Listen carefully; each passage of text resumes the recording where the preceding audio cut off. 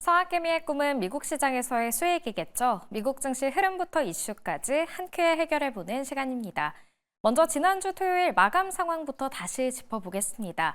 다우존스 지수는 0.97% 오르면서 44,296선에 장을 마쳤고요.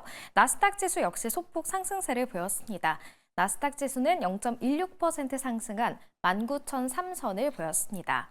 끝으로 S&P 500 지수도 지난주 동안 이 안정적인 상승세를 나타냈는데요. 0.35% 오르면서 지난주 토요일에는 3대 지수가 모두 상승 마감했습니다.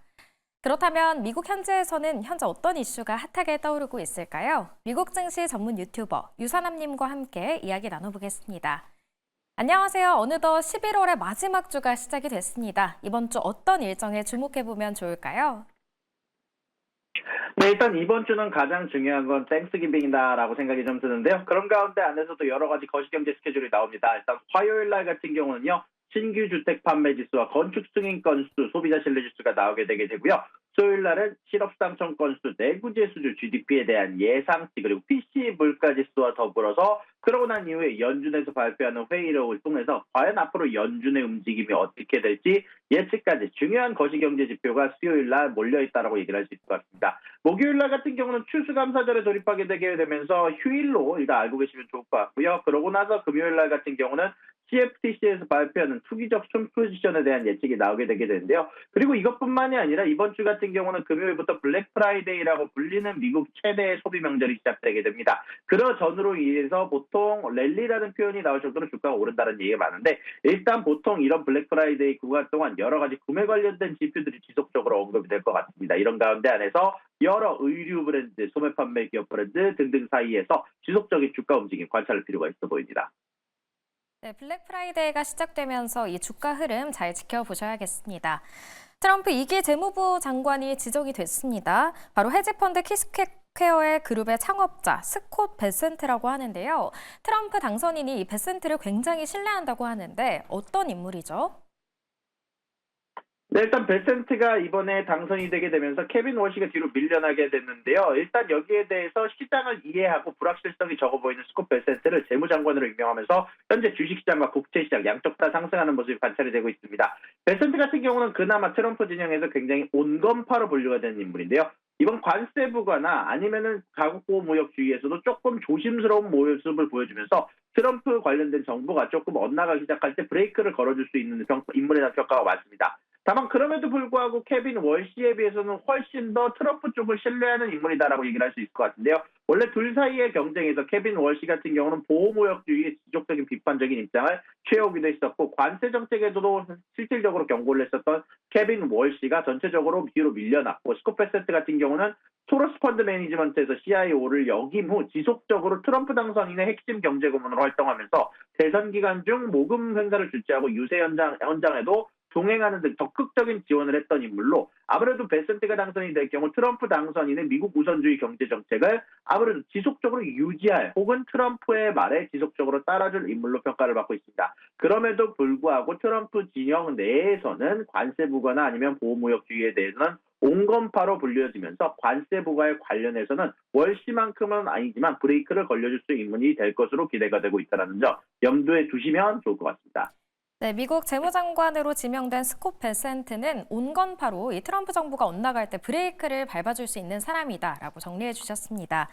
이어서 유엔 기후총회 관련 소식입니다. 이번 총회의 최대 쟁점은 기후변화 피해를 줄이기 위해서 선진국들이 돈을 얼마나 내게 할 것이냐였는데요. 어떻게 결과가 나왔죠?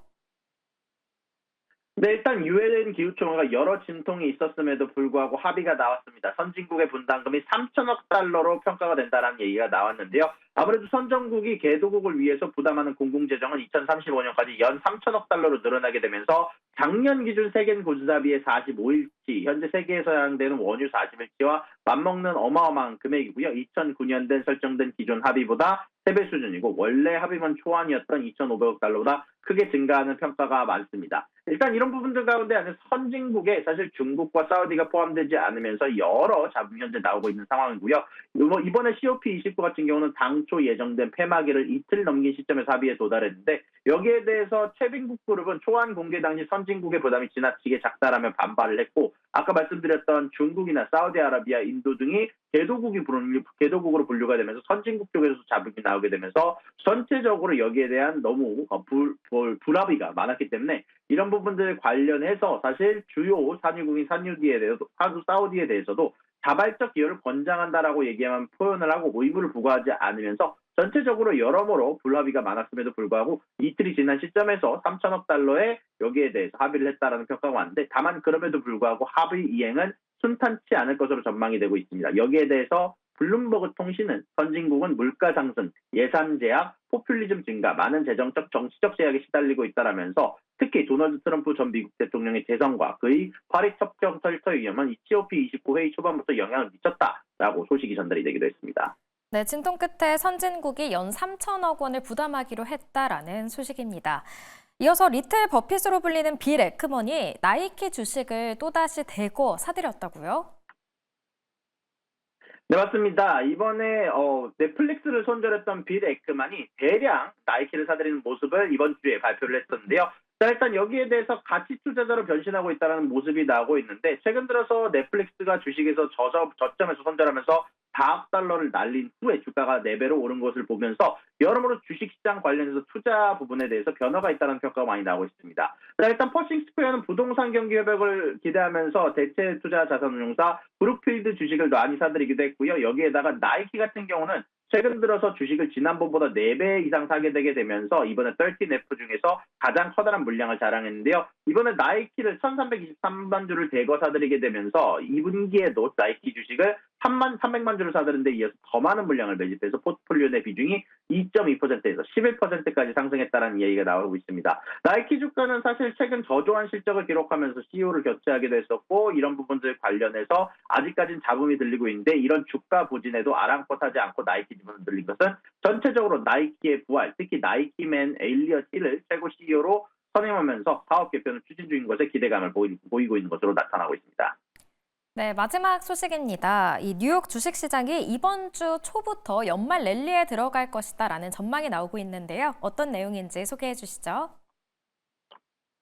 네, 맞습니다. 이번에 톱니와 골드만삭스 같은 경우는 이번에 지속적으로 랠리가 나올 것으로 평가한다라는 소식이 전달이 되기도 했는데요. 톱니 같은 경우는 이번에 땡스기빙으로 들어가면서 연말까지 S&P 500 지수 6천을 넘어설 것으로 예상이 된다라고 발표를 하기도 했고요. 골드만삭스 같은 경우는 원래 이 역대 1928년 이후로 지속적으로 조사를 한 결과 역사적으로 11월 중간부터 그리고 땡스기빙으로 이어지는 주간까지 합쳐서 크리스마스까지 랠리가 이어질 것으로 전망하게 되면서 1월 20일 날 취임식 이전까지 주가가 크게 상승할 것으로 예상된다라는 발표를 전달하기도 했었습니다.